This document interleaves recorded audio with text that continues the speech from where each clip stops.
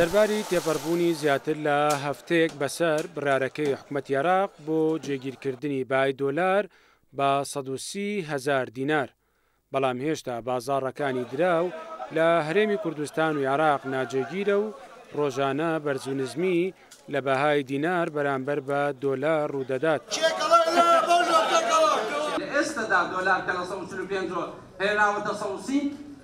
ئەحمەد حاجی ڕەشید ئەندامی لیژنەی دارایی لە خولی پێشووی ئەنجومەنی نوێنەرانی عێراق دەڵێت پێداگیری و پەرۆشی حکوومەتی عێراق لەم کاتەدا ڕۆڵی گرنگی دەبێت لە جێگیربوونی بەهای دراوەکەی.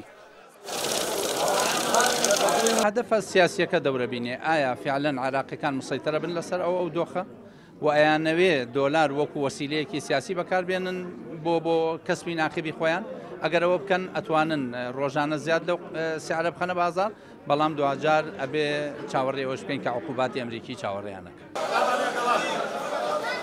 ئەمە دۆخی ئێستای بازاڕی دراوی سلێمانیە و بەردەوام لە بەرزونزمیدایە.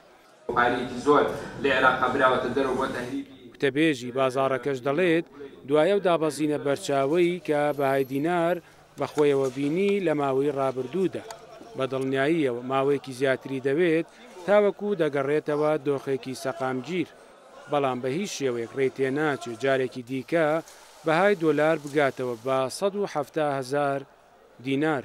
تۆپێک بە تەوژمێکی خێرایی کەشی بە زەویە ماوەیەکی زۆر هەڵبەز و دابەز دەکات دۆلار لە 170,000 و دابەزی بۆ 150,000 یعنی لە ماوەی 24 ساعاتە نزیکەی 25,000 دینار دۆلار لە بەرامبەر دیناری عێراقیە تەراجوعی کردی. ئەم فترە زەمەنیە بەڕاستی هەڵکشان و داکشانەکە تا ئەو کاتەی بانکی مرکزی بەڕاستی میکانیزمەکانی تونترەکە ناکرێت دۆلار بچێتەوە 170. من پێوانە جا چونکە ئەگەر بەڕاستی بچێتەوە 170 جاکەوتی عێراق چی بەچی کرد.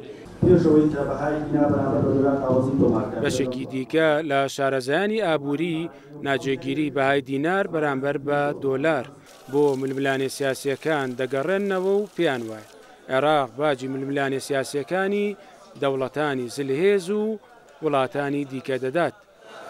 ئەو ناجێگیری بە بازاری درا و دیناری عێراقیەوە هەیە پەیوەندی بە بارودۆخی سیاسیەوە ئەوەندەی دینار باجی ململانێ سیاسیە نێودوڵەتی و ئیقلیمیەکانەیە ئەوەندە باجی بارودۆخی ئابووری عێراق خۆی نایچکە لە ئێستا عێراق بارودۆخێکی زۆر باشی ئابووری هەیە، بەڵام ململانێ سیاسیەکان کەشتونەتە نێو گۆڕەپانی عێراق و بەتایبەت عێراق بۆتە ململانەی گۆڕەپانی بەریەکەوتنی ئابووری نێودوڵەتی و ئیقلیمیش. قرار تغییر سعر الصرف دوای بڕارەکەی حکوومەتی عێراق بە دیاریکردنی 100 دۆلار بەرامبەر بە 130,000 دینار بەهای دینار گەیشتە 148,000 دینار بۆ هەر 100 دۆلارێک، بەڵام چەند ڕۆژێکە جارێکی دیکە بەهای دینار 150,000 دیناری تێپەڕاندووە.